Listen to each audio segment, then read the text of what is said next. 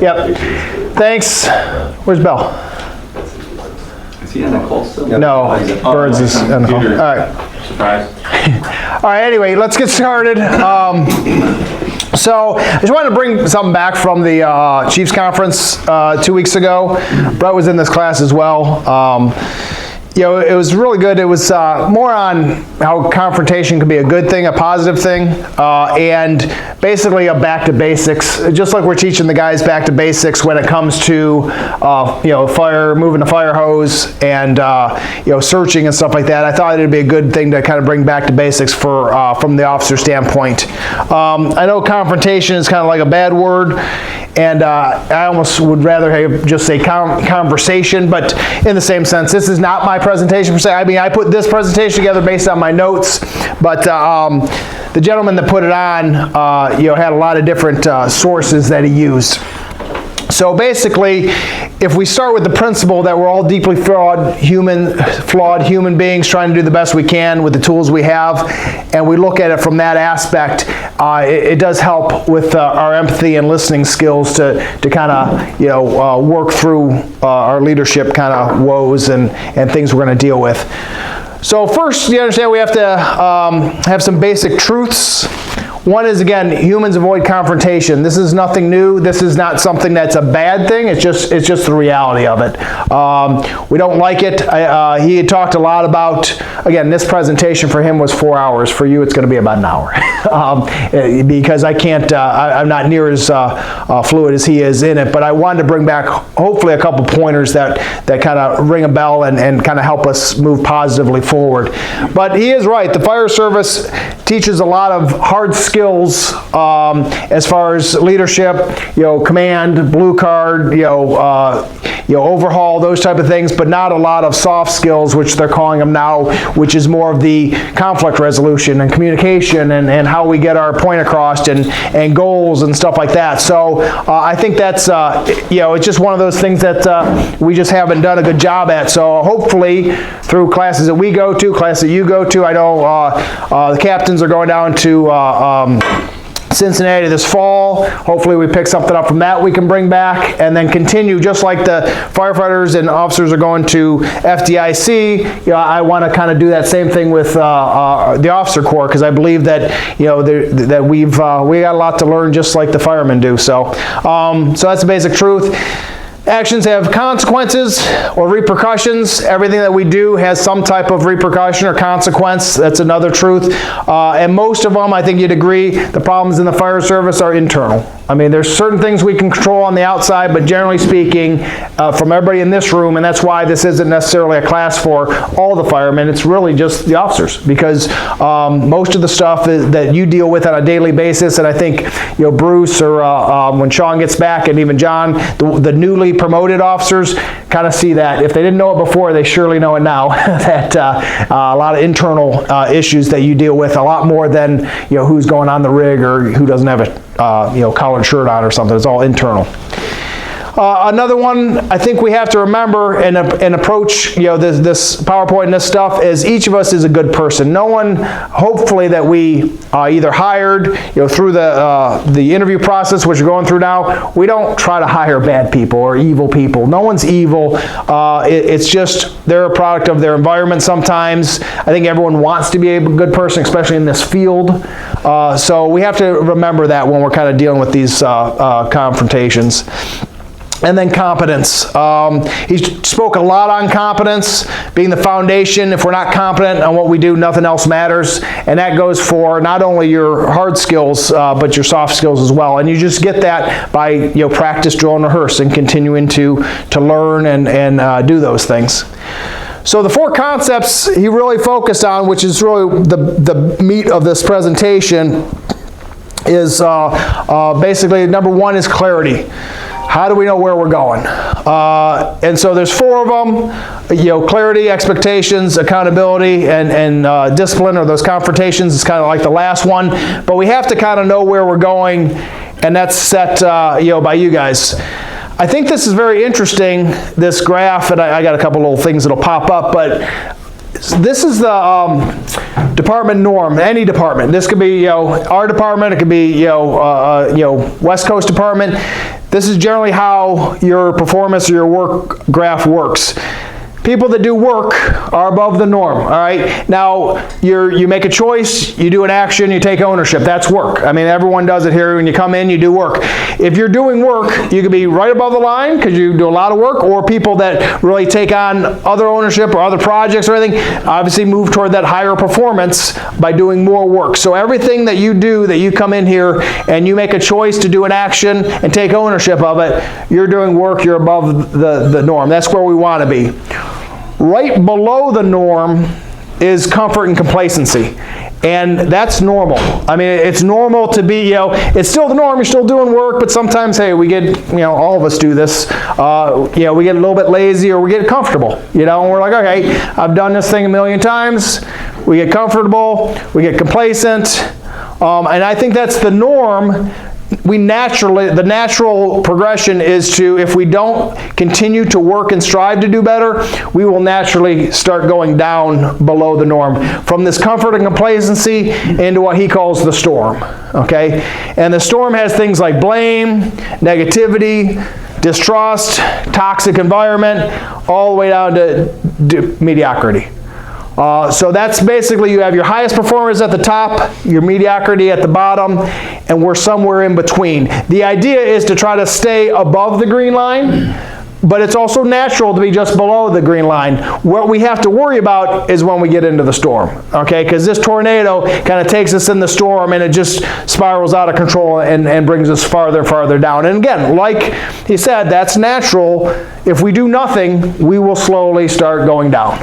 So that's why, again, that I see some guys on the computer, look or doing podcasts or reading a book or any of those things that have to do with your job. Continue to keep you above that green line, all right? If you're just coming to work and you're just doing the things you normally do, you're right in this area, just below the green line, okay? It's when you don't try to kind of catch that norm and keep that norm up that you start getting into the storm, and that's where those bad things happen as far as negativity and blame. And this isn't just for officers. This is the department in general. These are your performers. These are the people that you're leading. When they get into that storm, and you guys, do you kind of agree with that? Where you start getting in there and blame comes out, and then there's conspiracy theories come out, and then there's some negativity comes out. So again, they're down here. And like I said, this place is where most of us are. And your top performers, sure, they come here and they work. The other ones are just normal. And then, like I said, the thing that was eye-opening to me is that the natural progression, if we do nothing, is actually to go down. It's not to stay at the norm. I think that was the point I wanted to try to make there. Both excellence and mediocrity is a choice. So they come to work and they choose either to perform, to work, or they choose not to. And that what takes you into this spot. So on one measurement that matters in his mind, which was either you're effective or you're ineffective. So how do we know if we're being effective? Again, we got to measure success. Well, how do we do that? It must be defined. There's certain things, and it's kind of getting ahead of myself, but into our expectations or into what's kind of expected of individuals, whether it's my expectations to you as officers, your expectations to the guys, or even personal as far as on a squad, what the expectations are.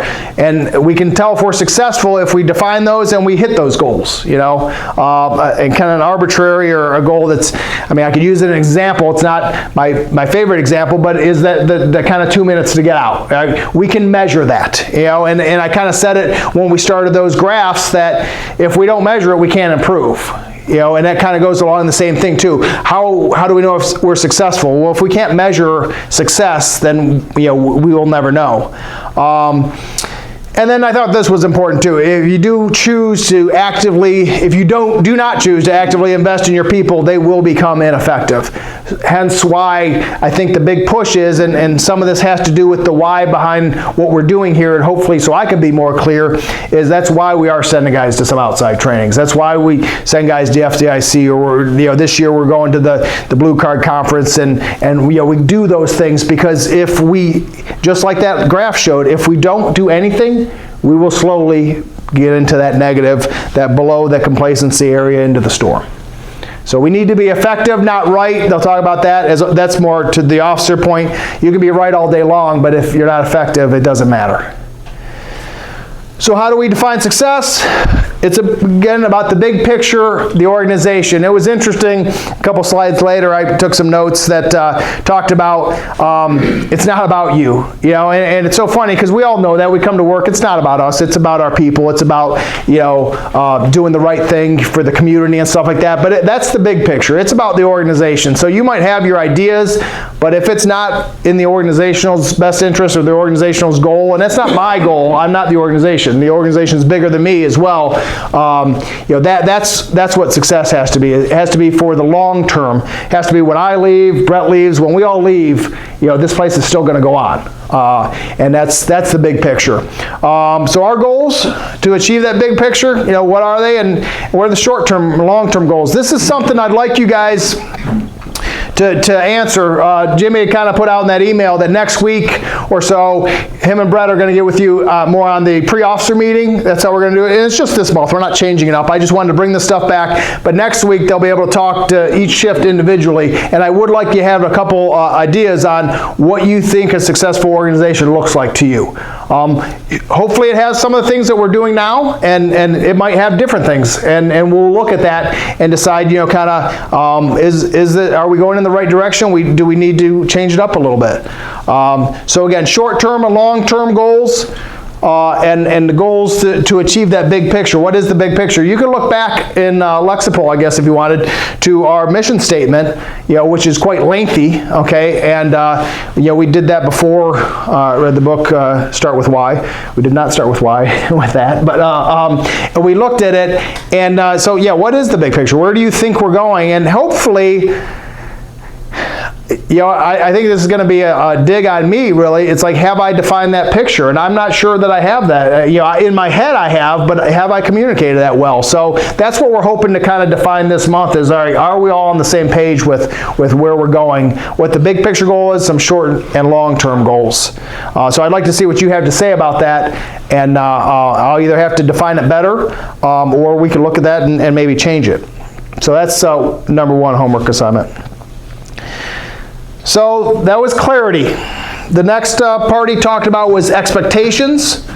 Expectations are the bedrock of the organization, and expectations come along. You think of them as like defined, written, SOG or whatever, and they can be, and they maybe even should be, but there's some expectations that aren't necessarily written down. Like, we know we're supposed to be here at 7. Yes, I'm sure that's written somewhere, but everyone knows that expectation, and be ready to go at 7 is probably a more defined expectation.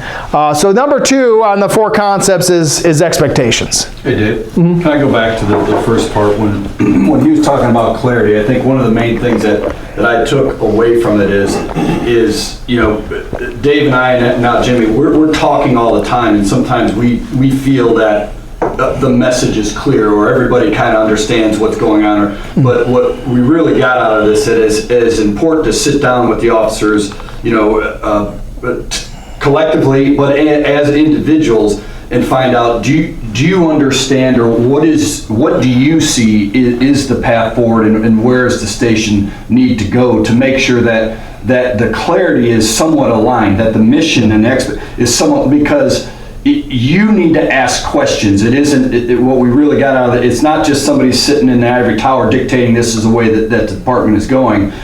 If we don't get questions back for clarity of whether the mission is or whether the direction is, the explanation will never be clear, because Tim may look at something different than Matt looks at, or John may look at something, and until we define what our goals are and how we all at least agree to, okay, these goals are good, these are what we're working on, and everybody has a clear picture, there's always going to be mud in the water. So that was, I think, the main point that I got out of it. It's not just dictatorship, it's a lot of feedback and identifying not only your personal goals for your shift but also where you see the department going, so it can be worked together, because we may have to divert or change or alter plans that are set, as we've learned with trying to get another station. We're altering it because it's not going in that direction. So the feedback is a must. It's not Dave didn't put this class together, so you just see another PowerPoint, you say, hey, this is what we want to do. It has to be interactive, or we're not going to be able to lead this department. There was a quote that Brett sent me from some of the pictures he took of the slides. I didn't get it in here, but it had something to do with basically if you're not asking the why, if you're not asking, like when we set the goals or we're saying, hey, this is the direction we're going, if you're not asking some questions to clarify, then we might be going off in two different directions and we don't even know it. And I think that a good example of that is I had some guys kind of complaining why we waited for the entrance exam. They're like, well, we should always have a running list. So then when guys left or we're ready to hire, we'd be able to hire right there. And it sounds simple. Like I probably was one of those guys a couple years ago saying, oh yeah, that makes sense to have a list ready to go. What we've seen in the last couple of years, this is what I explained to a couple of the new guys that asked this, is our list, we go through the list, it doesn't even last 2 years anymore. It lasts a year. It's a different world out there where people are getting hired. They have 3 or 4 different job offers. So back in the day, it might work. I'm saying it doesn't work now. So I waited until we knew we were going to get some guys to put the test out, so we have an active list. So we're not going all the way down and catching on a 30 or 40 person list. Number 30, we're starting with is the number 1 guy because everyone else has already been hired. So it's those little things that you don't, unless you're doing it, you don't really think about it. But if you don't ask the questions, then I can't explain it to you. And then when they ask you the question, you can't explain it to them. So it's those kind of things where I think is where you're going with that. To kind of challenge back a little bit of, well, why do this and how, and we don't all have to agree, but in the end we do, but in the same sense, we could ask questions during to try to get some clarity to it. All right, so expectations. Problems never get better over time. I threw the scuba diver in here because no one really dives here, but I learned early on that underwater, there's a kind of quote that goes with scuba diving, that underwater nothing ever gets better, So if your stuff is not ready to go before you jump off the boat, don't jump off the boat, because there's lots of death and injury because something wasn't right when they went. They either felt it wasn't right or they knew it wasn't right, but they figured they can get by, and nothing ever gets better underwater. I think that's the same thing here in the fire service. Problems don't just go away. If they're a problem now, we need to address it. We need to get to that resolution. It might not be an exact black and white answer, but we have to address the issue because it never gets better over time. I think all of you in this room, especially the guys that have been around, have seen this, either whether it's on a shift issue, a department issue, or something that we just keep kicking the can down the road, and now we're at shifts of 11 and 10, and we don't have people hired. Like nothing ever gets better if we don't try to address it earlier. So I think that's just a good saying.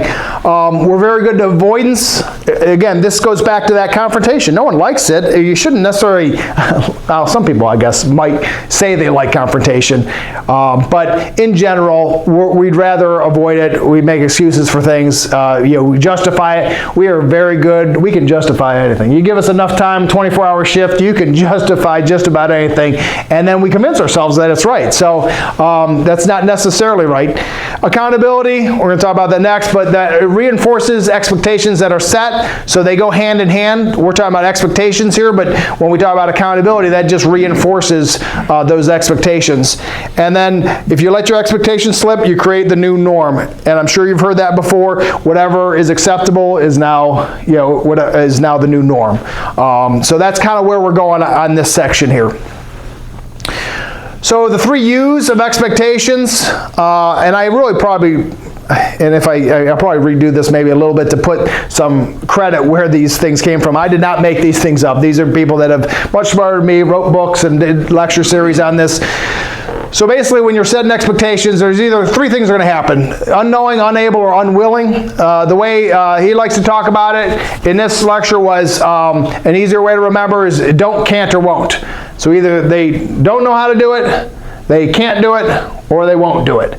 And we deal with those, each of them a little bit differently. And I think that's what we have to think about is all your people, is it a don't, is it a can't, or is it a won't? All right. If, let's say we'll use an example just because it's a hot button with this stupid collared shirt. So we'll use that as an example. All right. So they don't come in with it. All right. do they not know? All right, I mean, when it first came out, there was a little communication error, I think, because we went from they only got to be on squad to now we're going to do it at 7 in the morning. Well, a guy might have been on a Kelly day, and when we kind of came up with that, and he didn't read the officer meeting notes yet, or whatever it was. So again, they didn't know.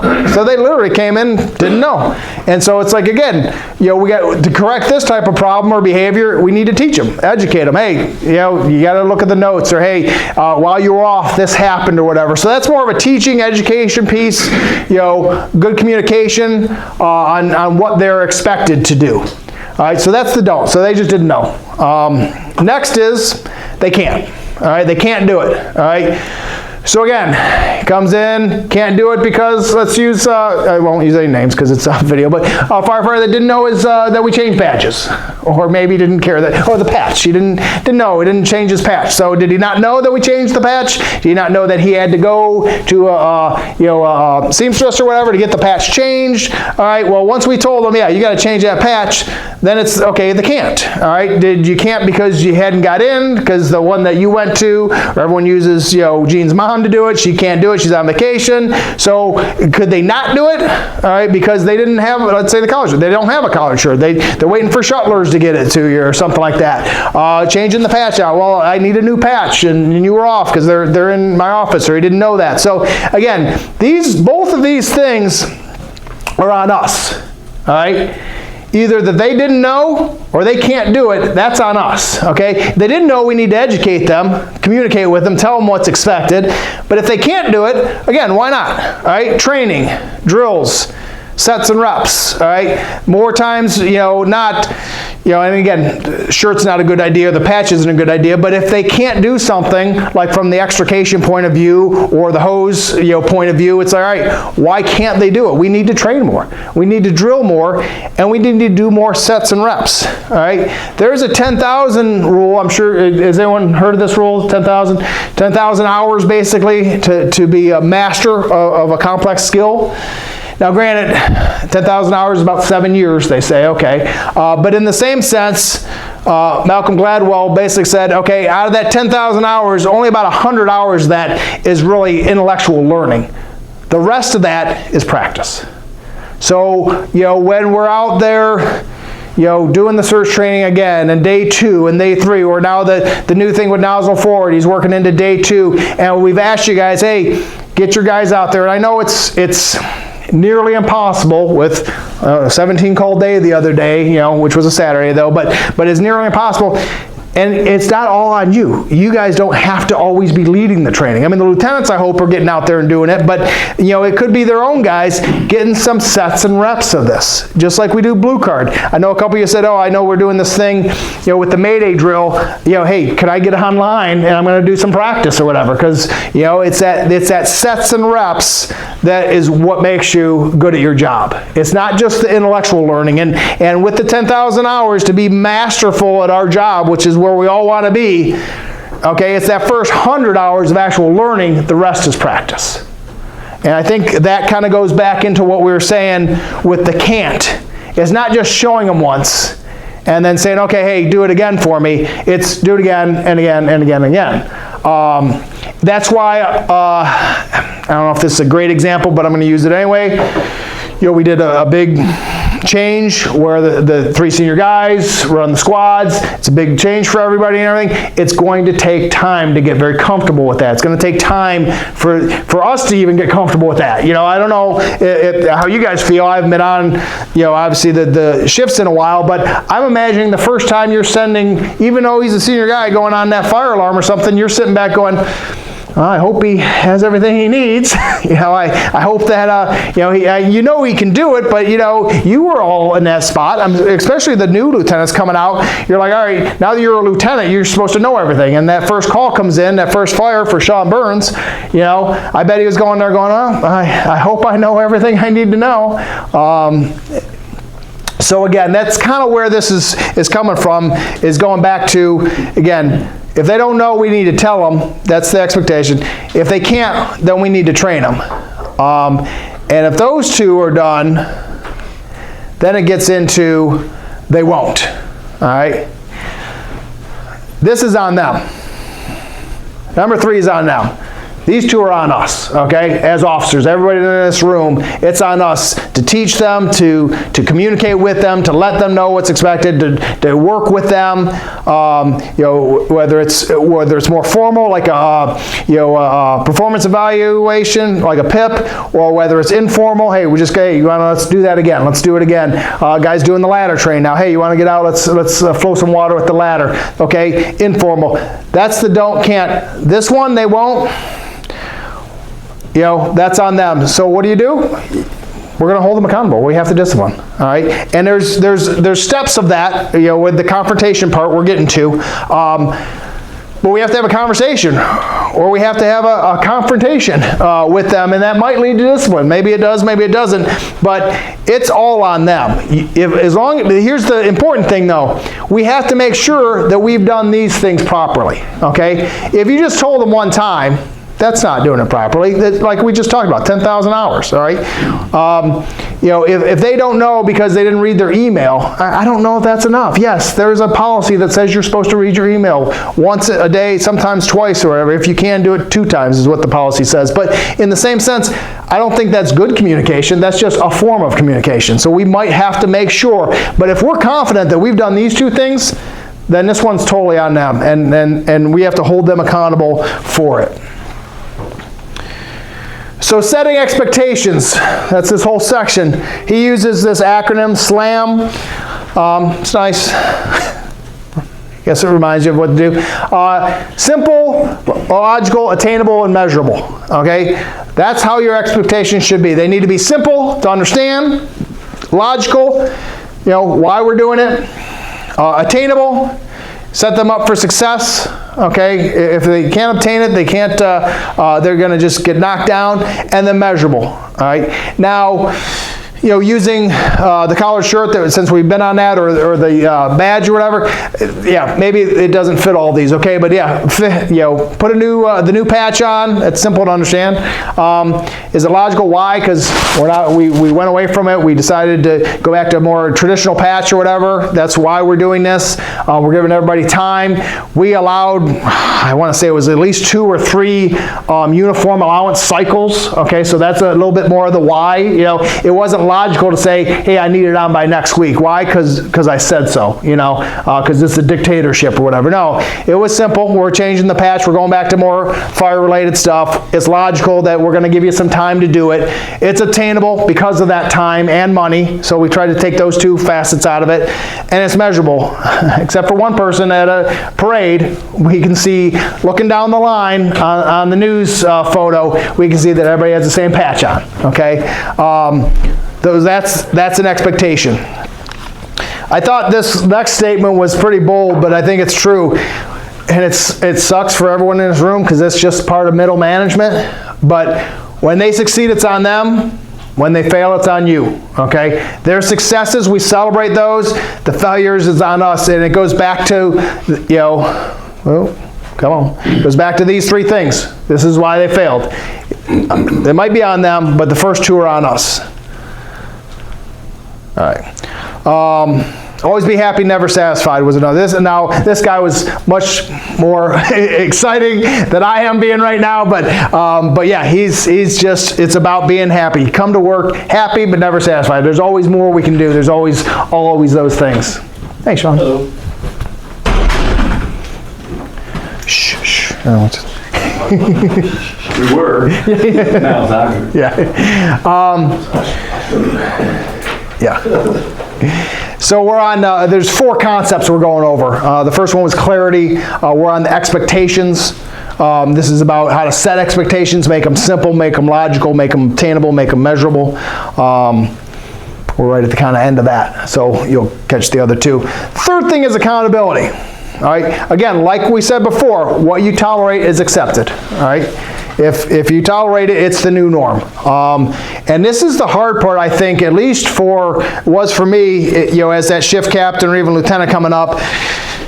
because there's, on a given day, there could be 10 different things that people are trying to, push your buttons or see the holes through things. To hold everybody accountable at the same time is hard. And so we'll give you a couple hints here in a little bit to try to help with that. But it is. You're going to set the new norm. If you don't deal with things, you'll tolerate it. It's then acceptable. And I think I would like to say, I don't want to put any words in anybody's mouth, but especially for the new officers, you've probably seen this very recently from when you made that switch from firefighter to next day you're an officer, then you come on shift, and I would have to imagine, because I know it happened to me, it probably happened to a lot of us, that they're just trying to see what they can get away with. Oh, hey, yeah, we're always allowed to do this, or oh, yeah, we don't need to do that, and you guys, you had to make that line of, oh, are we accepting this or not,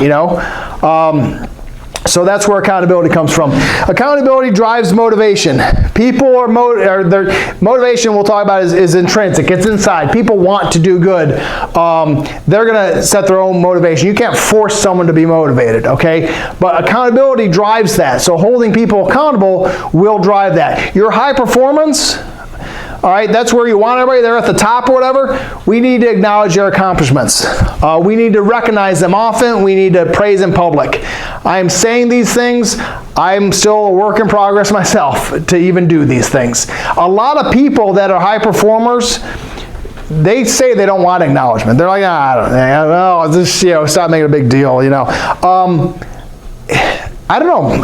Personally, I don't think I need acknowledgement, but there are times where I feel like, oh, I wish the mayor sometimes would be like, hey, good job or whatever, or my boss. So I think it's in there, and like psychologists and people that study, human behavior and this type of things, we're talking about motivators and stuff like that, they have said, so I'm going to believe them, that they need acknowledgement. They need recognizing, probably more often. And it's something that I think a lot of us just go by, hey, that's our job. Especially our generation, I think, that's our job. That's what we do. I don't need you to tell me I did a good job, but they do. Somewhere inside, internally, they need you to tell them that. And we should be telling them. We should be recognizing them. And again, praise in public, criticize in private. That should be a hallmark. I think you guys have probably heard that one before. But yes, we need to be given praise in public. And we need to recognize them because you know what? They're doing a good job. And I think, like I said, I'll take some blame that I don't think I do this enough for everyone in this room. I mean, I like to say a good job, but I probably don't. So I need to do that more because you are all high performers. You are, you're the glue here. That we're going to start with you, and we're going to set this department in motion. So it's like I need to continue to acknowledge that because you guys bring a lot to the table. So if I haven't done that, I'm doing it now, but I want to keep that up. We have to do that often. The low performers must have consequences. We need those confrontations. That's what we're talking about all day today, or not the hour. Confrontations on what are the consequences for them not being a good performer. So over time, lack of holding people accountable destroys motivation. So again, when the high performers see that you're not holding people accountable at the lower end, then they start coming down, all right? Just like that normal line that we talked about early on in the presentation, all right? We're all at that normal line. If we don't continually work on that, we naturally will start going below the line to complacency, and then below that to that storm of bitterness and anger and conspiracy theories and all that kind of stuff. The same thing happens here with accountability and motivation. They go hand in hand. People will continue to perform at a high level as long as we're holding everybody accountable, and especially those low performers. So that will degrade a shift or a department more than anything if we're not holding people accountable. This is something I think it was interesting to me, kind of going along that big picture thing like we talked about with the organization. Your personal standards are not the organizational standards. I have to remember that. I think we all have to remember that. It's like, just because I think this is how people should be, is that what we set? Now, if we set it for the organization, then sure, that's what they're trying to attain. But it's not my personal standard. It's not my shift standard, or it's not even the chief standard, or something like that. It's the organizational standard is what we're looking at. We have to have standards. When possible, they should be reduced in writing. and they're often found in SOPs and SOGs. So homework assignment number 2 is what are some of our standards. Now you're going to find, I think, and this is, again, we're not perfect, and we are not to where we need to be yet. We have had a ton of change in the last 20 years. I mean, even from Frank, who wrote the first SOGs ever, you know, that book that still probably is up there somewhere, to the Lexipol that has been in institute since Emling, and now, you know, we're doing it on some... Hold on, something's burning, Dave. Yeah, Oh. something burning. All right, Toaster. It's bagels. all right, You know, I'm like, I'm just what's that camera? all right, good. Good job. I did like the sniffing the camera was good. You are a high performer. So again, talking about standards, you know, what are some of ours? I know, although there might not be an SOP and some are, they're not be, you know, reduced to writing and some must need to be, but we still have standards here. I think it was interesting though in the recent arbitration hearings and stuff that how much the officer meeting notes were used for certain things, you know, to define certain things. So although they might not have gotten all the way to reduce to an SOP or SOG and Lexipol, there are notes on it. There are, and I know you guys refer back to a lot of things that, all right, well, what happened in the officer meeting, or that's the form that we've used. Now, is there a better form? Sure, and can we work on these things? By all means.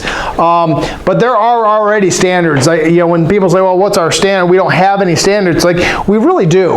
We have standards for, you know, how we're supposed to look. We have standards for how fast you get out the door. We have standards for, you know, what type of level of service we're giving, or how something is coming off the rig, or how we're responding to certain calls, you know, as far as CO versus, you know, a fire alarm versus a hotel fire alarm. There are standards there.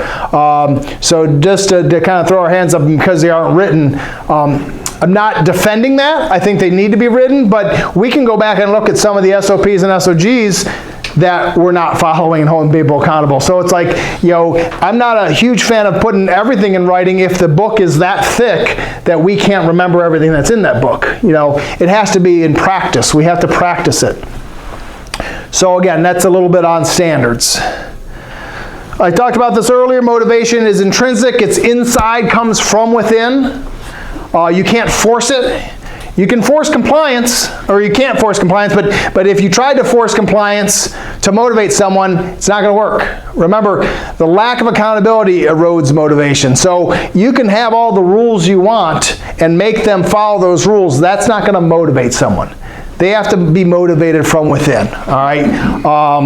You need buy-in. You need to build those relationships. You need to tell them the why behind things. They might not agree with the why, but sometimes if they know where we're coming from. Lieutenant Burke isn't here, but I know he was one of the ones that had the questions about the list. You know, how come we don't have an active list and why are these things taking longer? But once it's explained of, you know, how fast we're going through the list, and it doesn't make sense because we're going to get at the bottom of the list by the time, you know, we are actually going to hire, as opposed to having a new list. He had kind of explained that through when he's like, all right, that makes sense. And if you believe it, then you could sell it, or you could at least explain it to other people. You don't have to necessarily be all in, but you understand the why behind things. And I think a lot of people want that. I think even as we start to grow, we're going to get this Z or millennial generation in here that really needs to know the why behind things. And so I think that has a lot to do with, you know, we need to get on board with this. Our generation is getting up and retiring. You know, the next generation's coming in. They are what they are, and we need to learn to work with them. They are going to be the fire service in the next couple of years, up into the future. So we need to find out how to work with those, and that's this is one way to do it. So they talk about the SCARE model.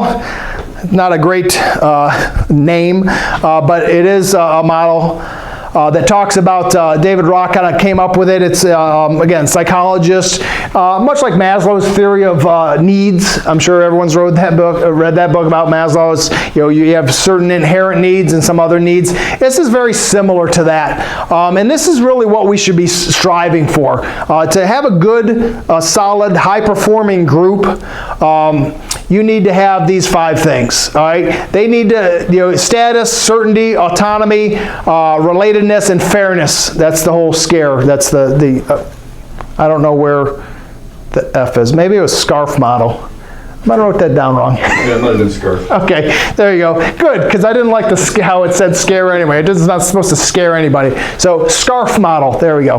But status is, again, how respected do you feel, okay? And that, I will say it's been interesting this year and how we've kind of reorganized with the extra officers and then the OICs filling in, that I kind of feel I might have dropped the ball a little bit, or at least didn't realize the impact that some of these senior officers or senior OICs or senior firefighters have been here for a while.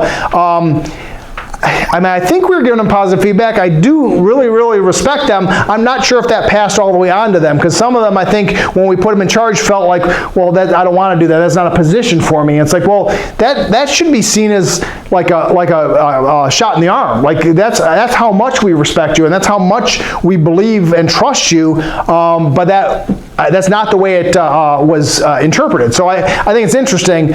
So they might not have felt respected. So people need to feel respected. And you do that by positive feedback, challenging them, listening to them, building those relationships. Certainty. People like certainty. It's kind of like a security on what we're doing, ability to predict what's going to happen.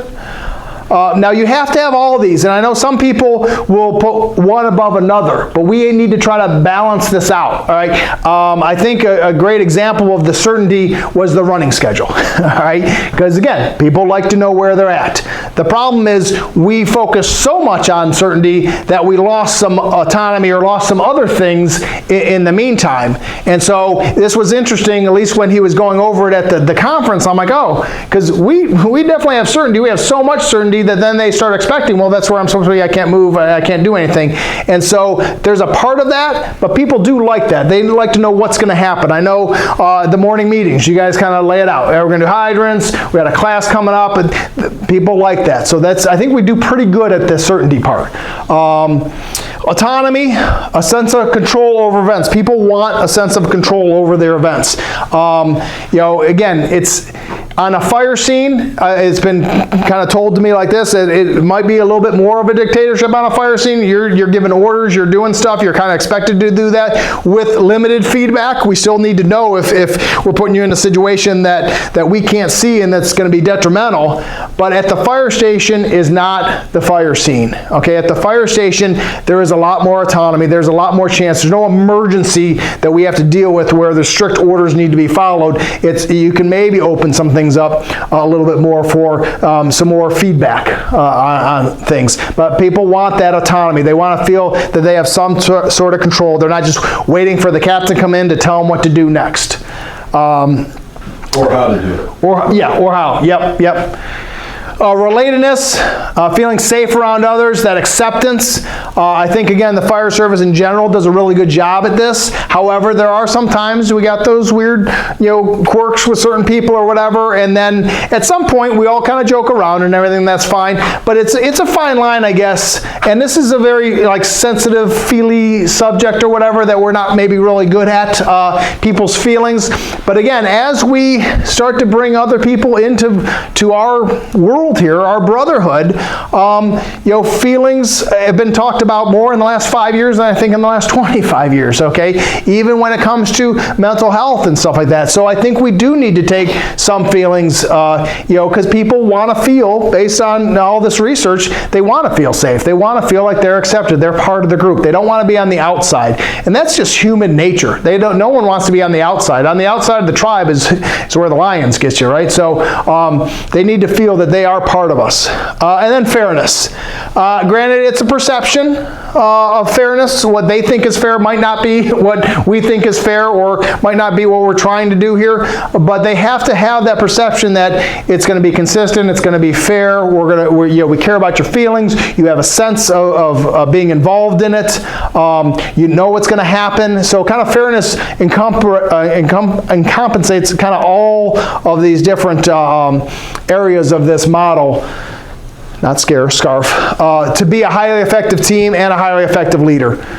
You need all these, and you need a little piece of all of them. And I really think that's what we should be striving for. With fairness, Dave and I immediately looked at each other and thought of Rodney. Even though we may not have understood or agreed with everything they did, everybody was treated, how he went about it, his explanation, his fairness was like he treated the senior guy just like he treated the most junior guy. And that's kind of what it is, as long as they always know what they're going to get out of you and it's equal across the board, then it is fair. They might, like Dave said, they might not think it's fair to them, but we can't appease. But when we're at 14, 15, 16 guys a shift, it's going to be a different world here, and a lot of us older guys will be gone, but it's going to be hard for everybody to have that perception. Yep. But they have to have the perception of it. I think time off picks is probably a good example, all right? Yes, the youngest guy does not get the best time off picks, but the system appears fair. That yes, he still, if he could loop a PH with a K, that's how we tried to make him, so if it's really important to him, he he gets his K day and you link it, you got a whole week off or whatever, as opposed to, you're picking at the very bottom. I think even from the officer pool, trying to get some fairness because the officers, a little bit that senior guy sometimes gets a better pick, especially with officers, so it's like, to let the officers kind of pick first. Now we might clarify how they pick a little bit this time too, but it's one of those where it has to be fair, and it doesn't have to be like Brett alluded to. Now I'm probably just rambling, but they don't have to necessarily think it's fair. But it does need to be fair. They have to perceive it as, well, okay, I don't get the best time, but I understand that there's an order and there's a fairness to it. All right. Number 4, this is the confrontation discipline area. This is, why it's last is because, again, you have to have clarity, you have to set expectations, you have to hold people accountable for those, and here's kind of how we do it. This kind of comes in at the end. If they don't meet the expectations, you'll have to have a confrontation or a conversation on what they need to do. If you avoid this, remember, you created the new norm. Okay, so if we avoid this spot, and I'm not saying we do, I think even myself, there are times it's very easy to get caught up with 17 calls and checking EMS runs, making sure the fire numbers are right, making sure that the squad gets back from raise. There's a lot of things going on in our life, but we have to give some effort to that. We have to not avoid it, because that becomes the new norm. Then you're on a K day, maybe you tie it with a V, and by the time you come back, out of sight, out of mind. You're like, we're moving on. You're like, yeah, I never did address that. And as we learned earlier in the slideshow, it never gets better. Okay, things don't get better on their own. They need to be addressed. There's many shades of confrontation. It doesn't always have to be that, one-on-one, I'm in your face. It actually shouldn't be that way. It could be a sit-down. It could be in the back. It could be in an office. It could be on the squad, coming back from the hospital. Lots of different ways. He uses that confrontation word, but there's lots of different meanings. He talks about trying to work backwards from the problem. All right, so again, whatever that problem is, try to work back from it and find out what the root cause might have been. It might be a trial and error. All right, maybe that wasn't the reason. But you're not going to know that until you start this process. Use your instincts. Know your people. You guys know when someone's off a little bit, or maybe even think someone's off, and so have that conversation with them, and kind of, we'll talk about how to have that conversation here in a second, but by building those relationships, knowing your people, your instincts are usually pretty good. I mean, it comes up end of this year, like it comes up whenever we do shift changes. Your instincts on how people are going to work with other people are usually pretty good. We try to listen to those as much as we can, not only to make it fair, but to kind of give you that input, because your instincts are good. And then sometimes we got to look in the mirror. Ask yourself how you might have contributed to that problem. Was there a communication breakdown? Do you have personal issues of dealing with a certain person, or do you have a certain way that you like to deal with people, and unfortunately that method doesn't work with this certain type of person. It works with like 90% of them, but this guy, he likes to, you got to listen more, or something along those lines. So, you got to look in the mirror and say, did I contribute to the problem? We're not perfect either. If you're used to using a hammer, every problem seems like a nail. Have you guys seen this one? I thought it was funny. So, I'll just let it play. It's only about 2 minutes. Do we have volume? It's just Oh, yeah. there's all this pressure, you know? And sometimes it feels like it's right up on me, and I can just feel it, like literally feel it in my head, and it's relentless. And I don't know if it's gonna stop. I mean, that's the thing that scares me the most, is that I don't know if it's ever gonna stop. Yeah. Well, you do have a nail in your head. It is not about the nail. Are you sure? Because, I mean, I'll bet if we got that out of there. Stop trying to fix it. No, I'm not trying to fix it. I'm just pointing out that maybe the nail is causing. You always do this. You always try to fix things when what I really need is for you to just listen. See, I don't. That is what you need. I think what you need is to get the nail. See, you're not listening now. Okay, fine. I will listen. Fine. It's just, sometimes it's like, there's this achy, I don't know what it is. And I'm not sleeping very well at all. And all my sweaters are snagged. I mean, all of them. That sounds really hard. It is. Thank you. Ow! Come on, if you would just. Don't. So I thought it was funny. Oh, it doesn't. I think we can all relate, and that wife, girlfriend, spouse. So it's like the nail. Like if I could just grab that and just pull it out, I think you'll be all right. But sometimes, people just need us to listen, and me personally, not that good at that. Trying to get better, but some of that is again just listening. The next part talks about, and we're going to get into the how a little bit here, but again, rules define what's allowed and not allowed. Rules are not leadership, all right? Leadership has to do with more of that listening, that why, diving down, finding out what that real problem is, and then addressing that problem specifically. So again, you have to have rules, because you got to know what's allowed and not allowed, but that's not leadership. Proactive is a priority. This is kind of the theme. I think you've seen this on a couple different slides now. We have to get ahead of it. We can't put it off. Again, those are the four things we're talking about here: clarity, expectations, accountability, and discipline. And communication is critical. Communication is the key. A lot of times how you interpret something, just like the nail, he's thinking that, yes, you just need that out, and she's like, no, I just need someone to listen. So it's that communication piece that we got to get better at. And so how and when you confront someone. So he came up with this SPF acronym. We'll see it on the next slide, that talks about basically, a good method, I guess, that we can start trying to when we have to confront someone, when we have to talk about it. It's more about being specific, prepared, and focused. SPF keeps you from getting burned. That's a little to try to remember. Stick to the facts. Don't be vague. And they have the right to ask questions, all right? If you give them a generality, well, they're going to say, well, yeah, maybe that time I did, but I didn't do it this time, So again, we need to stick to the facts. On this day, you did this. Here's the problem with that. And they can ask, well, explain to me like why that's wrong, or hey, I never knew that was the case, or whatever. They have that right. It's a two-way conversation. Although yes, you're specific, prepared, and focused, but they have the right to ask questions. That's why you need to be prepared. All right. We had a situation not that long ago that we had to confront someone on something he was claiming. And again, it's the facts. You got to have all the facts together first. It took us a good couple days, if not a week. I don't remember exactly, but and we kind of go. That goes kind of down to here, but. Don't just rush into it. Don't be like, all right, I got to address this now, so come on in the office and we're going to talk about it. You have to be prepared. You have to have your facts straight, all your kind of ducks in a row.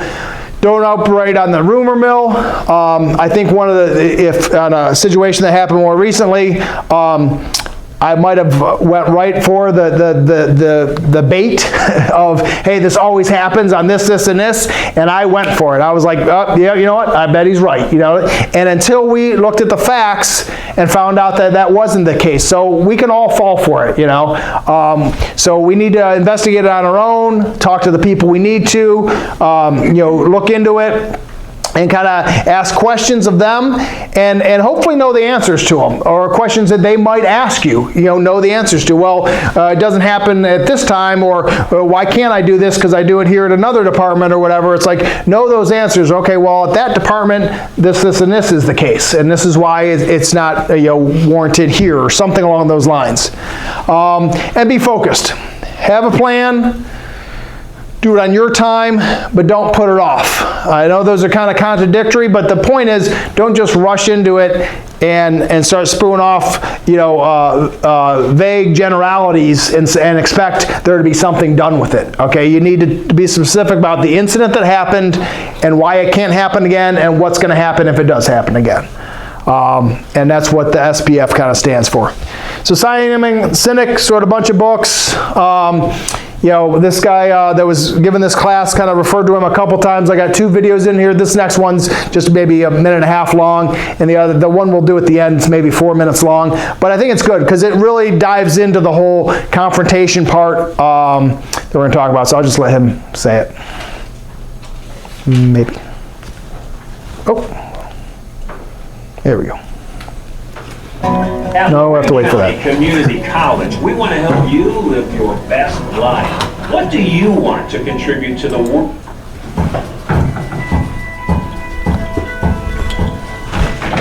What has experience taught you about how to better manage confrontation? Experience? I don't know if experience has taught me how to better manage confrontation. I think having confrontation has taught me how to manage confrontation. I think I took a communications class that taught us how to have confrontation. That was really helpful. I think very often in our workspace, they teach us how to do our jobs, but they don't teach us some of these human skills. Yeah. I don't even want to call them soft skills.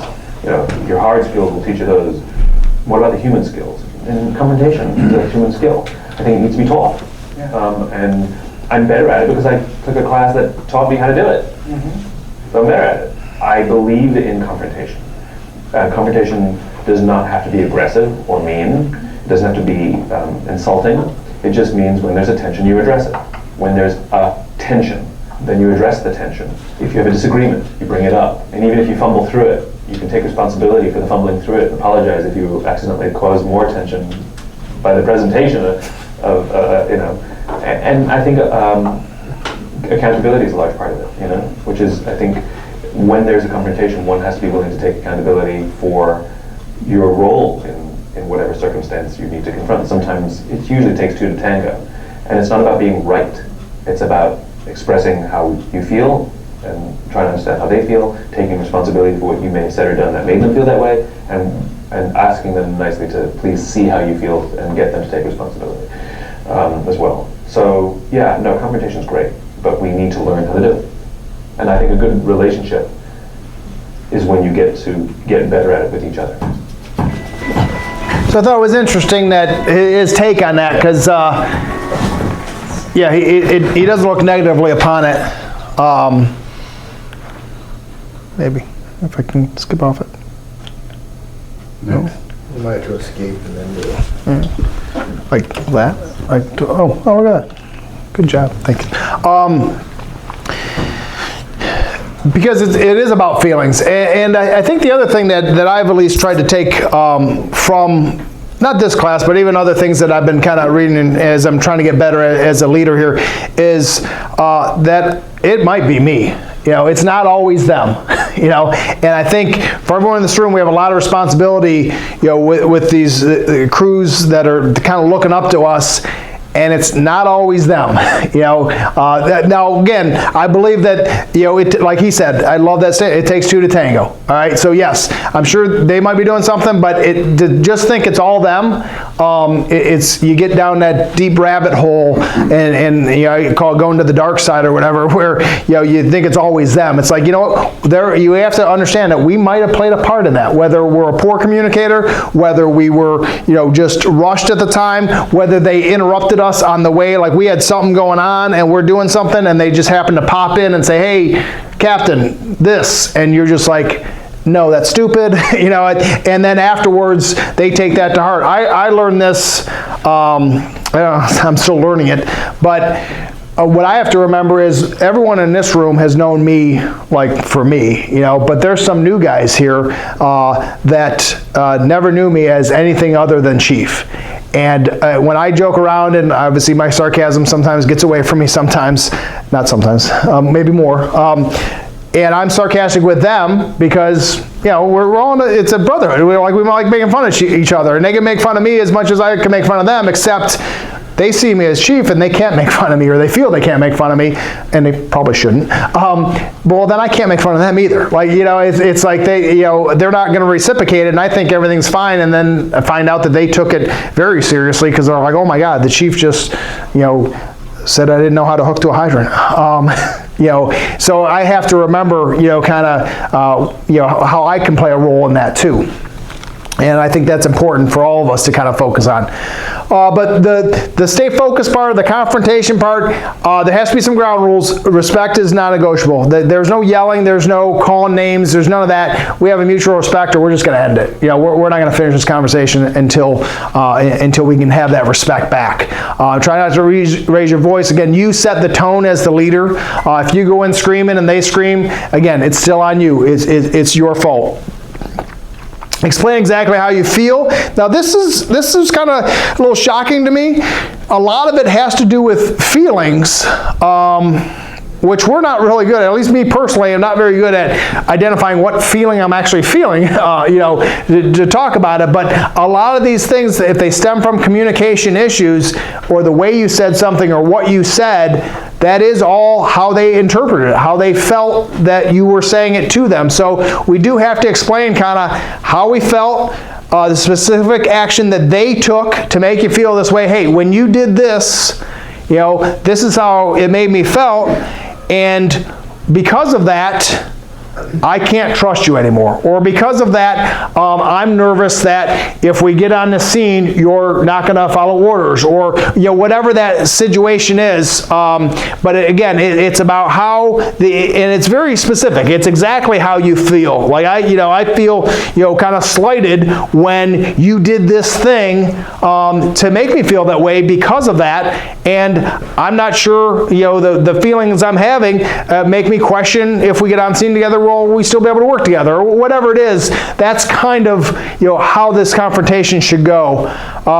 We need to address the behavior, let them know the consequences, and be clear about future consequences. So if that happens again, I want you to know I'm going to have to write you up, or I'm going to have to pull you off of that rig, or I'm not going to be able to protect you, or I'm not going to whatever the consequences are in this conversation, they have to know them. And they need to be clear by the end of the conversation that if this happens again, here are those future consequences. And then I think most important, just like some of you that, if you remember your inspection days, or Eric for sure, because he's doing it all the time, the follow-through. The follow-through is almost more important than the initial write-up. When you write somebody up for doing something, if you never come back, chances are that they're not going to do it. It's kind of like letting it go. So again, that's really important there. Are they good or evil? All right.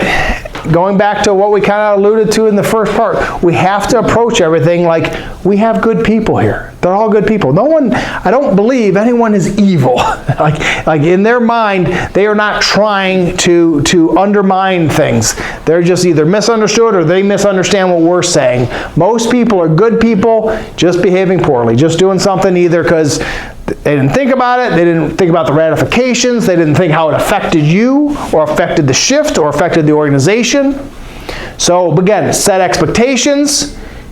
simple, legitimate, obtainable, and measurable expectations for them. Explain the why behind it.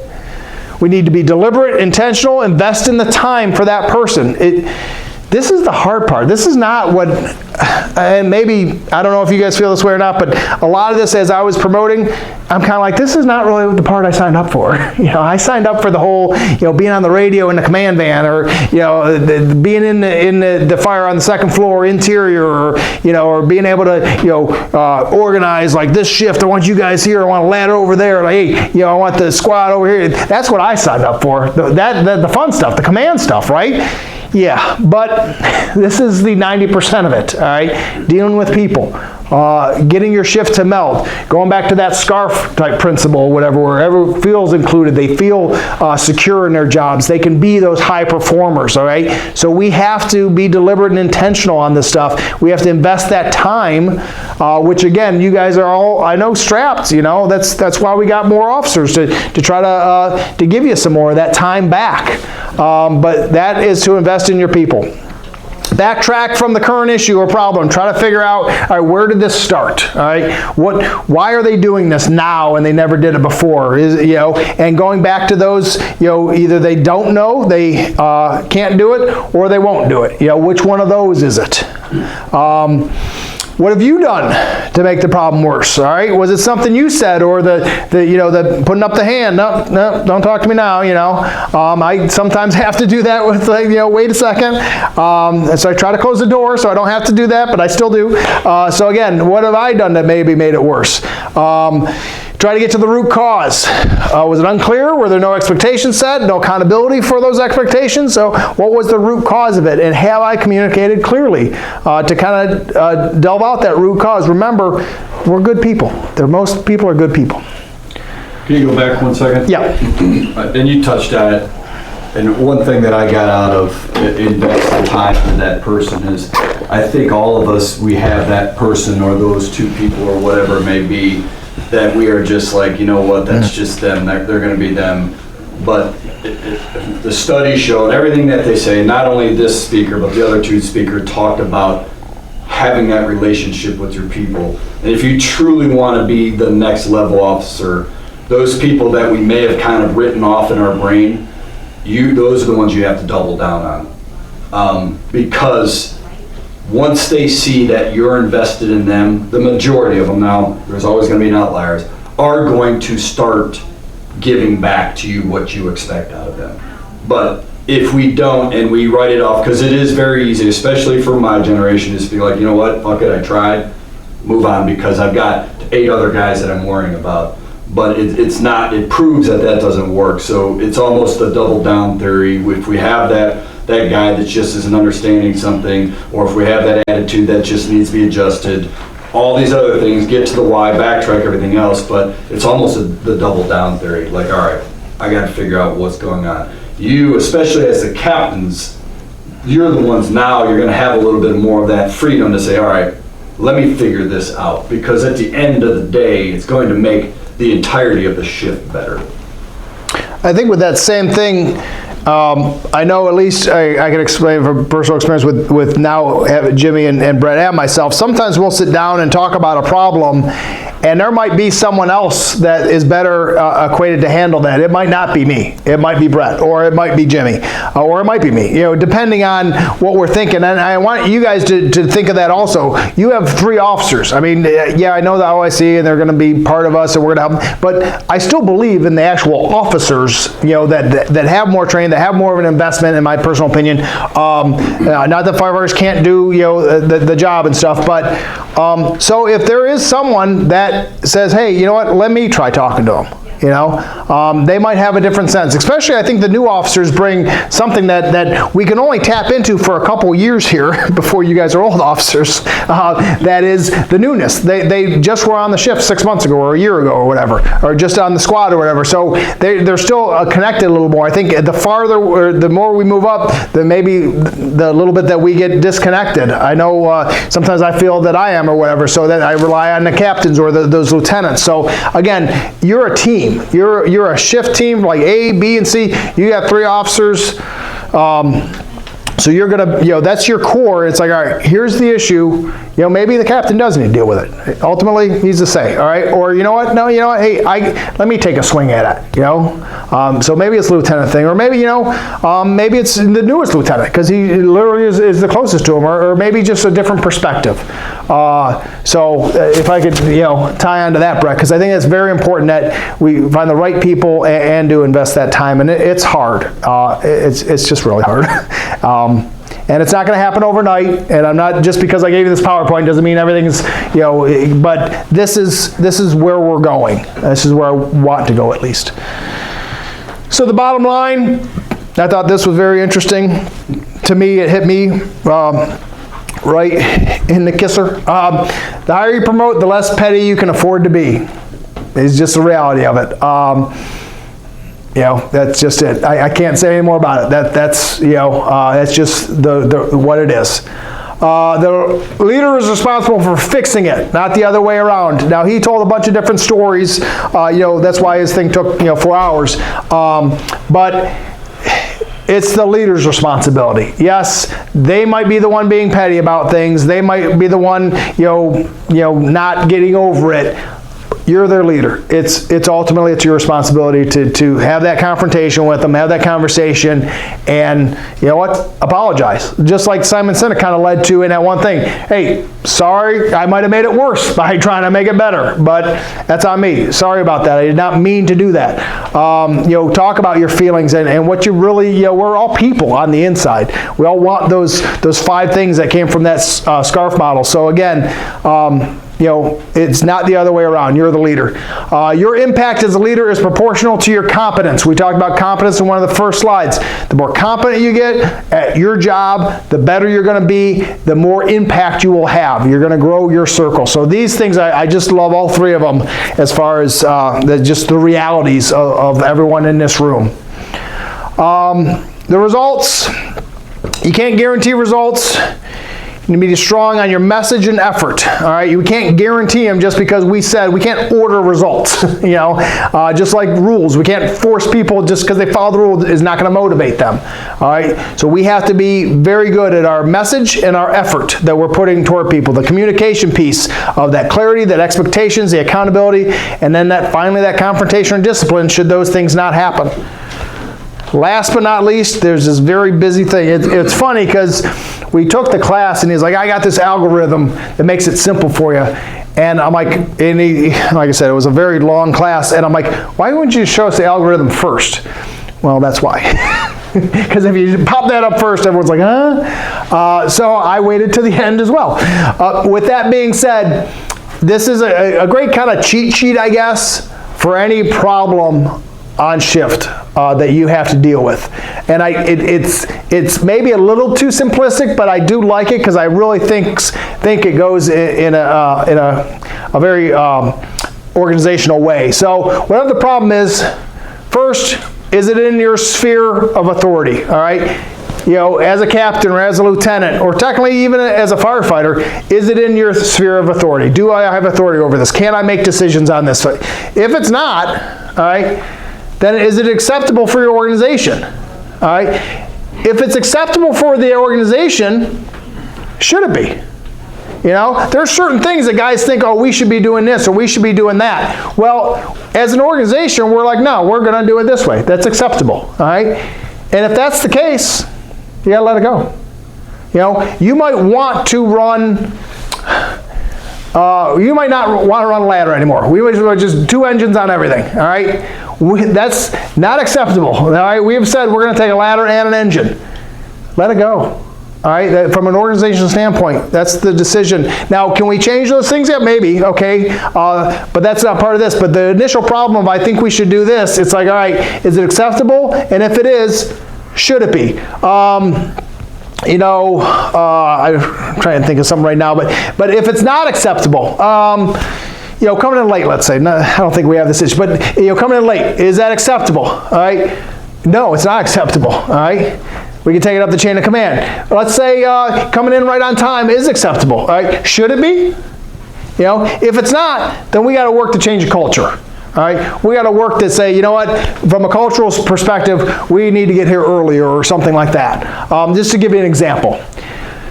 If it's not acceptable for the organization and it's not in your sphere of authority, then we got to take it up to command. Handle at the lowest level. So just because you're taking up the chain of command does not mean go to the chief. I mean, if that's, you know, your next level. But again, handle at the lowest level possible. You guys handle a ton of stuff on your shifts. I give you credit for that. I want you to continue to do that. But again, there are those times where we have to know we're all right, next level. All right, I got to get with, you know, if it's operational, maybe with Jimmy. If it's, you know, anything else with Brett, or, you know, or to the chief or whatever. That's kind of how this part of the algorithm goes. But this one is in your sphere of authority. So now you have authority over it. You are the captain or you're the lieutenant. You're running a shift for the day. You have authority. All right? So yes, it's in your sphere of authority. Is the behavior acceptable? So whatever behavior we're talking about, is it acceptable? All right? If it is, should it be? All right, we're back over here. Should that be acceptable? I mean, should we be able to wear... I keep bringing that up. Should we be able to not have radios with us when we go out? Should we just use the radio in the engine? All right, that's not acceptable, so that'd be a no. But I'm trying to think of a good example. But again, we have to look and see: is it acceptable? If it is, then we have to let it go. You know, if as an organization or as a shift, we've decided this is the way it is, then we're going to let it go. All right. Now, if we don't know if it should be acceptable or not, then yeah, maybe we could change the culture. All right, maybe this is BS that you know, we'll just take a hot topic right now with the senior guys. You know, maybe should that be acceptable? Maybe not. Then we look at the culture. Okay, or it is. So let it go. But let's talk more about, okay, that behavior is not acceptable. All right. So whatever behavior you're dealing with on shift, that behavior is not acceptable. We have to ask ourselves, has the expectation been set?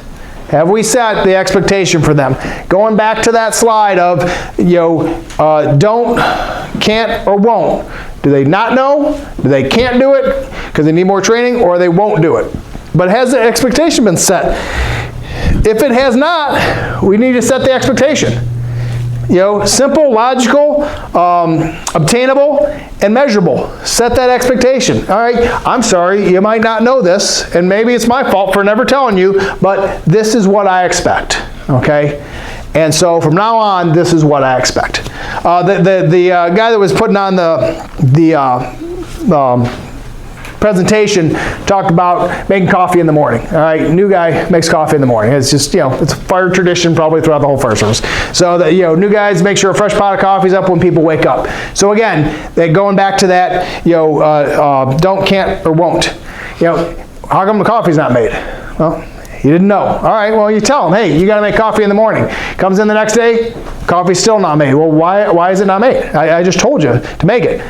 Kid never made coffee before, you know, 22-year-old never made coffee, you know, well then I got to show them how to make coffee. Yeah? Here, you put the coffee grounds in here, you use the filter, you put the water through it, you make coffee and everything.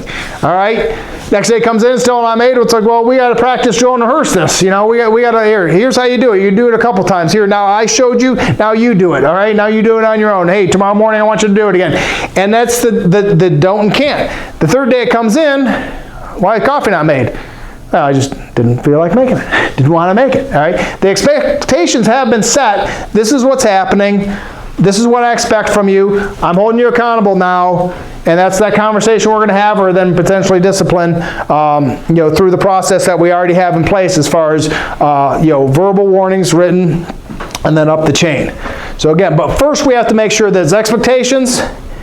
And if not, we set them. If the expectations have been set, so we told you this is what we expect, here's what's going to happen, then we need to set the confrontation and address that behavior. Be specific, be prepared, be focused, and again, specific to that incident, be prepared for questions and answers, and be focused on what we're going to do if you don't do this again. Lay out those expectations and what's going to happen, those consequences afterwards. So, makes sense? I mean, I think to me it made sense. I was like, this is kind of neat, because it really limits some of that stuff that's outside of my control. Some of the stuff that is acceptable, and we think it's okay, you know, the majority say, yeah, it's acceptable.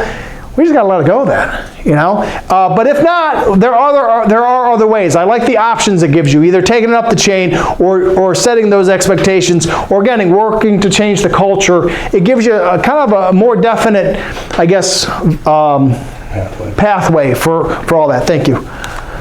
All right, last thing we're going to end on is Simon Sinek again. This one's a little bit longer, but again, just to reiterate, because I know confrontations are hard, we've just started talking about it.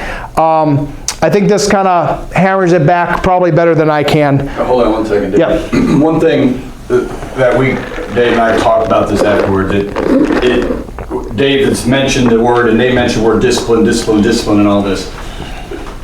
The point to take away from this is like the last step that we have to do something like that, because if our expectations are set and our communication is clear, the hope is, because people want to be achievers, that self-accountability stops it in its track and it doesn't result in discipline if the expectations have been set and the communication is clear. So to me, I looked at that's kind of down here because they're unwilling.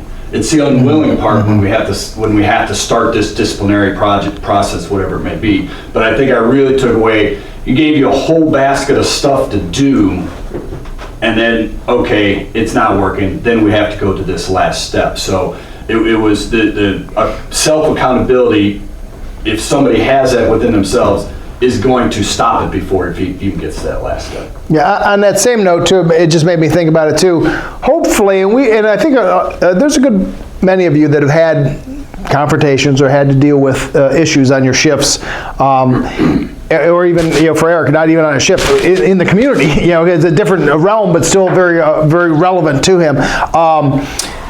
If they didn't know and we told them, and then they couldn't do it and we showed them, and not just once, but showed them over and over and over, and they still don't want to do it, then I think it's easier, at least for me, it's easier to, I don't want to say write them off, but be like, hey, throw your hands up. Like we have told you, we have showed you over and over. At some point, it's on them. And I think that's the hard part, where for so long we've been thinking it's all on us, it's all our fault, well, there are two things that we've showed that are on us, but at some point it's on you.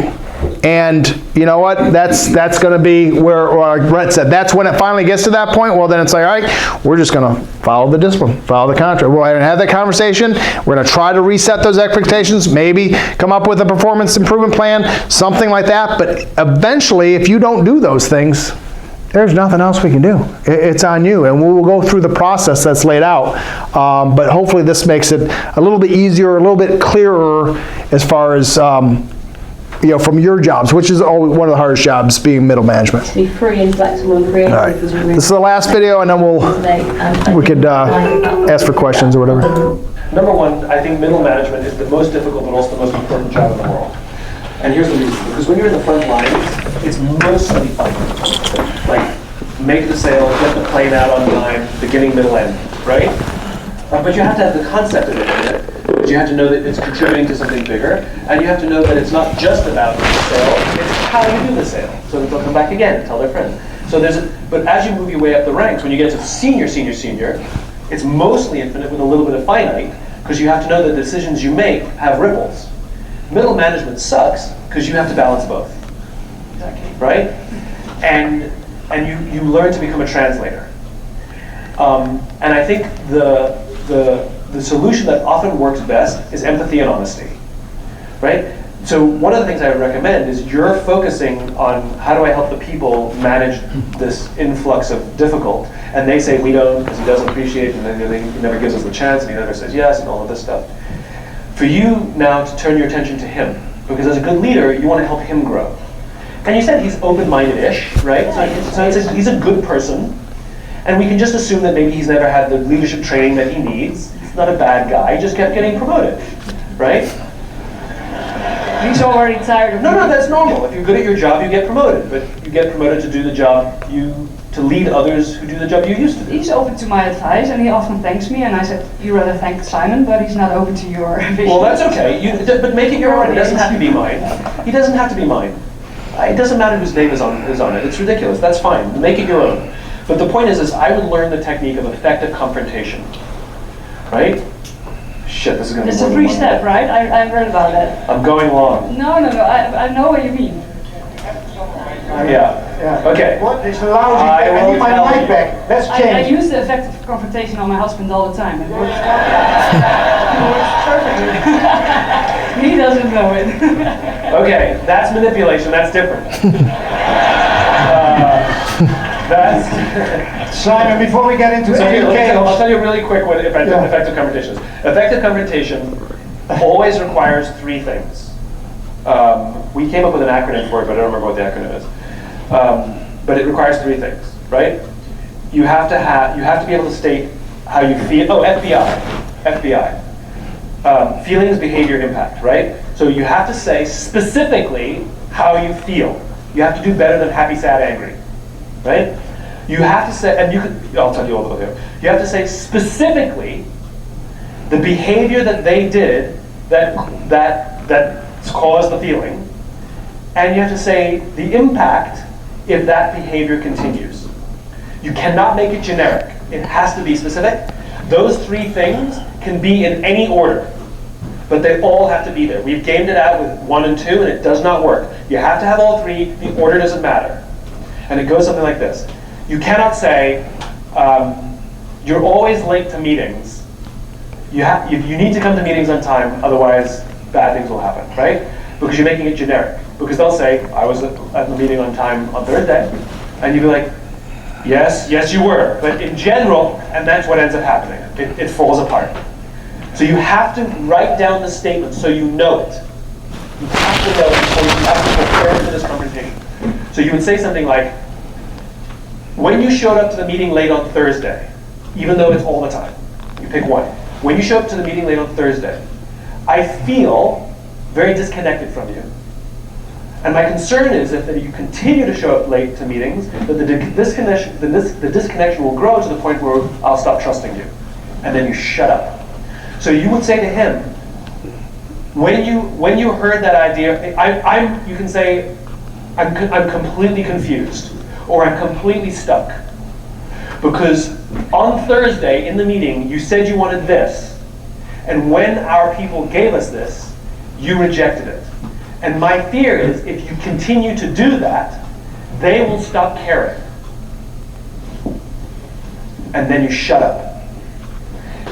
And then when he says, yeah, but they don't understand, da da da da da da, you repeat the statement. And he says, yeah, but you da da da da da da, you repeat the statement. And believe it or not, that statement works extremely well to make them start taking accountability. So it's about managing up.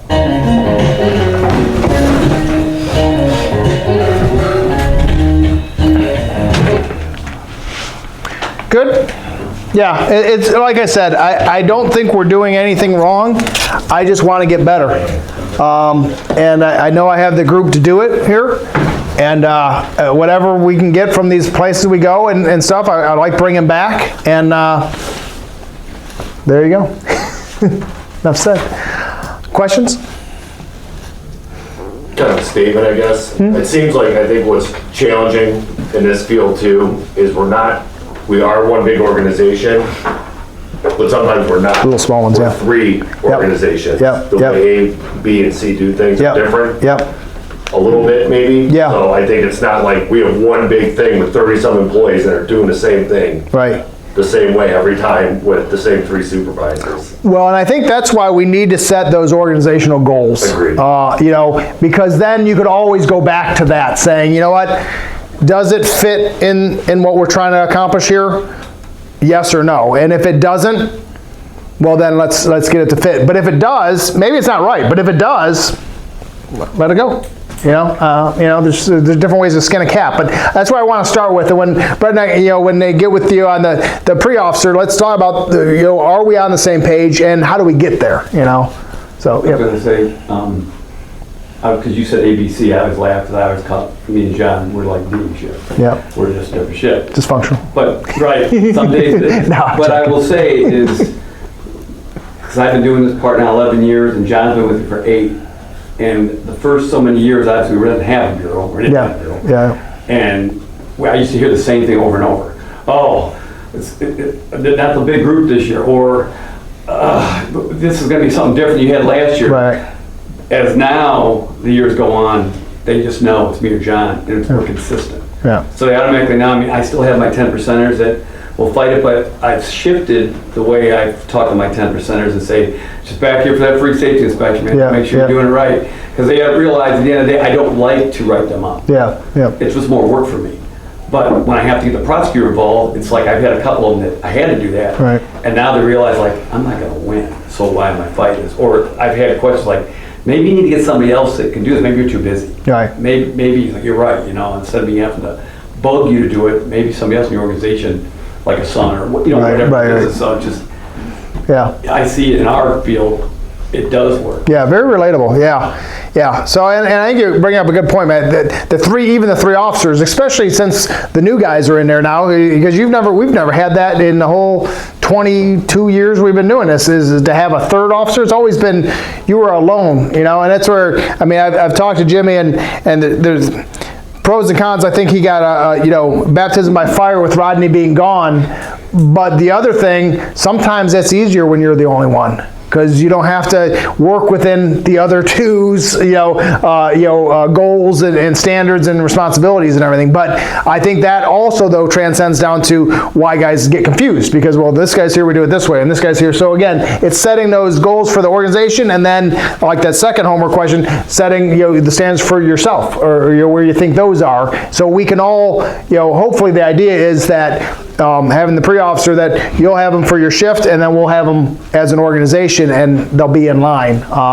And then we can kind of pass them out and then be able to hold people accountable. I know some people, like especially in my shift, they mention expectations, and we have expectations like getting to work on time. Well, what's on time? Is on time at 7 o'clock, or is on time 6:50? Yep. You can't really hold them to 6:50. That's the expectation, because you got to be here ready to go at 7 o'clock, and they could technically clock in right at 7. Are they ready to go? Right. I guess, so if the expectation is to be ready to go by 7, are they ready to go? And I think knowing the why behind it, if they're not, now some people, I find it very hard to believe, and I don't want to drill down too much to get to, but in the same sense that someone might argue, yeah, I'm ready to go at 7, but are you? It's just like that's an example. Or, hey, you've got to be able to complete this task. Well, everybody can complete the task. Some people do it in different times. Mm-hmm. Is time a big factor, or is it efficiency or effectiveness? What's the expectation? Right. I mean, it could be very broad, I guess.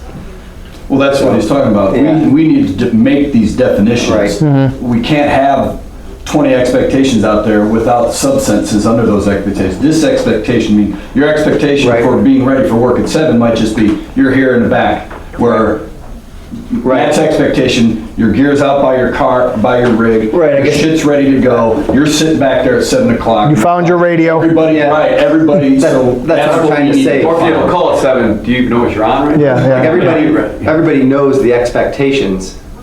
They just don't know the details of the expectations. So they might not know that, or we got to redefine those expectations so everyone's clear on them, I think. Yeah. I'm not downplaying the class, looks like a real good class. But you don't need 5 just talk to your guys. Right. Like, they want this. I didn't see this. I did not go to the same class they went to. I did not see this. But talk to them. I had a very good conversation on Friday with 2 people who I would consider high performers. And they said almost everything that was in there. I wrote down a couple of them. Because I'm like, what's up, man? You don't see yourself. Now we were giving it back and forth, but eventually it got serious. And that high performer is losing motivation when lower performers aren't held accountable. And that was right from the slide. What the fuck, man? I gotta sit here and no one cares what that guy does. What are the standards?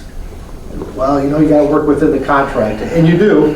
But he's like, I don't want an FPA standard. I want our standard, something that we can actually, quote unquote, enforce or hold someone to. And if they're not there, improve them to get better. Like just talking to people.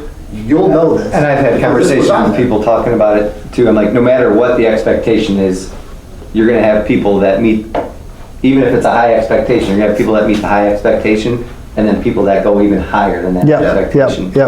So the expectation you set is a minimum expectation, even if it's high, but there's still gonna be people that supersede that high expectation. And we're not talking about that. We're trying to get the people up to that line.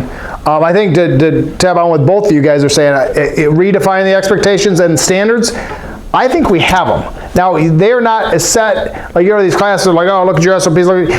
They are not that way. We have not done that yet. It's a work in progress. But I guarantee you start looking at some of these, and we have standards. They can argue, oh, I didn't know that. No, we have the standard. It's written either in an officer meeting or I tell you it every day, then that's the standard. They just want to put you back on your heels like, oh, well, if you write, like, okay, so if I write it down, then you'll do it? That's the easiest part. I can write it down, and it still doesn't mean you're going to do it. If you don't believe in the why, or I don't hold you accountable, you're not going to do it, whether I write it down or not.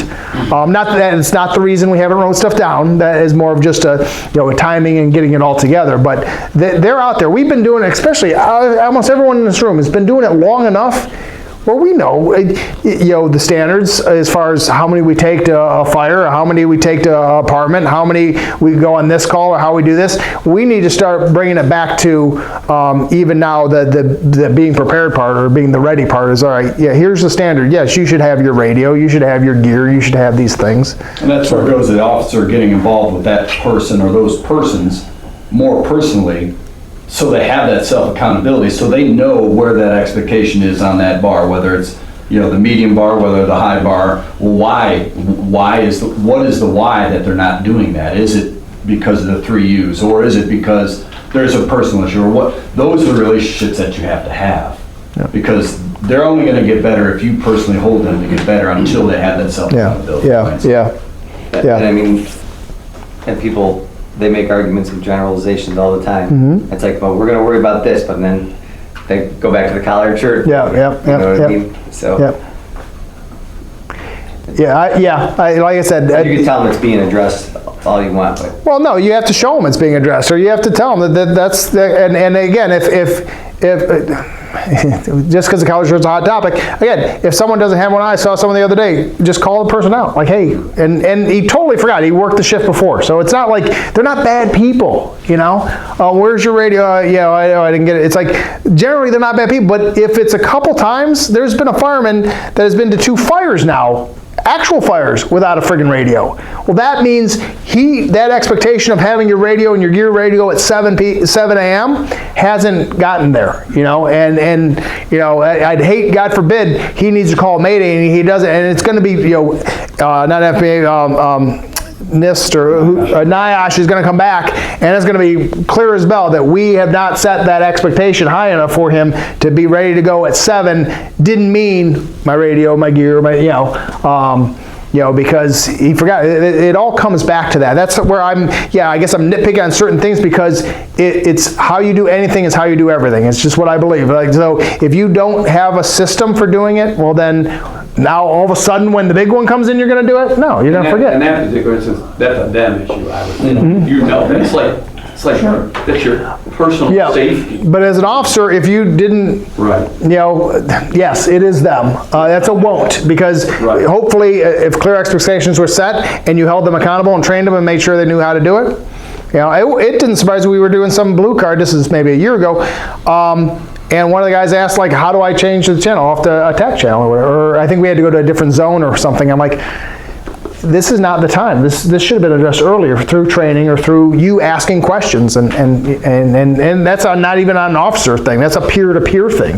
They should be asking their peers how to do some of that stuff. It's not all on you. Professional accountability too. We have to remind these guys that, like Dave said, or like the speaker talked about, there's some stuff on them. But we have to be able to communicate and give them all the tools and assets that they need. And then when it's on them, it's on them. So, good. No, like I said, or Jimmy kind of alluded to, this is all stuff you probably knew, it's just bringing it back to the forefront, and if you didn't and you picked up a couple things, great. I mean, that's like the classes. It's not like this was new to me. I mean, it's not new to any of us, but it's just bringing it back to the forefront and giving you some tools, because that's how we're going to be better. And and I give you the credit. It's a hard, just like he said, it's a hard job, because you do have to, be on them, and explain why. And they'll get it. They just want, it's natural. They just showed it's natural. The natural, just I like the easy. We all like easy. So, but good. No, I appreciate it. Like I said, Brendan, for sure, get with you. And then any other, we're going to try to put something together from notes, from an officer meeting notes standpoint, not necessarily for this, that's why I wanted you to take your own notes, but from if there are any reminders or anything. Stuff about the next thing that's going to come up in the next week, so it'll be before your pre-officer meeting, is they had a meeting here today, we have a meeting next week for the training tower. So as they start to bring material in, we're probably going to lose all those spots next to the building, like on this side. So the shed was supposed to be moved by now. Apparently the forks to the forklift or whatever aren't long enough to move it, so it's going to be a mess. But so we're going to have to be focused on parking on the other side. I'm trying to get some gravel down, where they took the dumpster away from. We'll probably have to get rid of that wood or whatever, just so people can kind of park toward the fence, just out of the way a little bit more, because they're going to have materials here. They're still saying about 3 to 4 months. So although that sucks, by winter time, by the time we have to snow plow, it'll be done, and we'll get all our spots back, all but 3. And then those 3, we're making new spots. We're looking at pushing that fence a little bit more toward that road to have more parking spots along that far end. So that's happening next week. They'll start, but I'll put a memo or something out letting you know where not to park. And then we've set it out in that, I think it was a memo to everybody, but remind your guys from today's meeting on that these guys with trailers and stuff like that, if you're going to bring them to work, you're going to have to park in the public lot by the playground. We just will not have room for trailers and half semi trucks and. If they're parking back over there, should they notify PD just so it's not like? We've talked to PD that we're going to be parking back there. There's cameras on the lot from a security standpoint, but. You mean overnight, because it is public, yeah. Oh, okay, I'm okay. sure they'll figure it out. Well, yeah, I mean, that's a good point, though. I could reach out to them again and ask them if they actually want to know, or just know it's one of us, or call over here if they have a question or something. But yeah, so no trailers or anything back in this, the boats, whatever, back in this area during the construction. So. We had to put the pole people on this side too. There's still people. Yeah, oh yeah, don't park on this. Yeah, we might try to move the fire prevention trailer over to the cop shop for this, but yeah, there's no more extra parking here, so the 40-hour people will be on this side, plus their vehicles. So yeah, we're just gonna, have to find. So, cool, what else? Hoods are now in, so you got hoods and gloves, and and then interviews, we'll finish up the interviews this week. And you'll see some people doing ride time. Today? Oh yeah, they're right. Yep. So you'll see some of these applicants doing some ride time. Did you find that eval, or did you find the eval? We'd like you to do an eval, your shift sit down after dinner or whatever, do an eval of the person that rides with you, their name and a couple of the points. I know we made one. Yeah, all right, we'll get it for you today, because there's one coming in at 1. But we're not all 15 are doing ride time. These are the ones that we're narrowing it down to decent candidates. So evaluate them, or have your guys take a look at them, ask them questions. Three have been scheduled. They're going to be in 6-hour shifts, 7 to 1, and then 1 to 7. Not every day. So far, 3 have been called out of the first 9. Some of the 9 may get a call back, and then we have 6 more starting tomorrow, and then maybe 3 of those guys. So maybe 6 people get 6 or 7, depending on how we feel, and then go from there. Yep. Remind you guys, help us take it seriously, because the input that you guys give us does make a difference. It's not just, we're going to do this and we're picking whoever we want, because we're sending you really good applicants, and we're going to have difficulty deciding between them. So your input is going to be valued. We're lucky we're not, like the cops only have 1 more to hire this year. We're lucky we got more than 1, because we got some really, really good ones.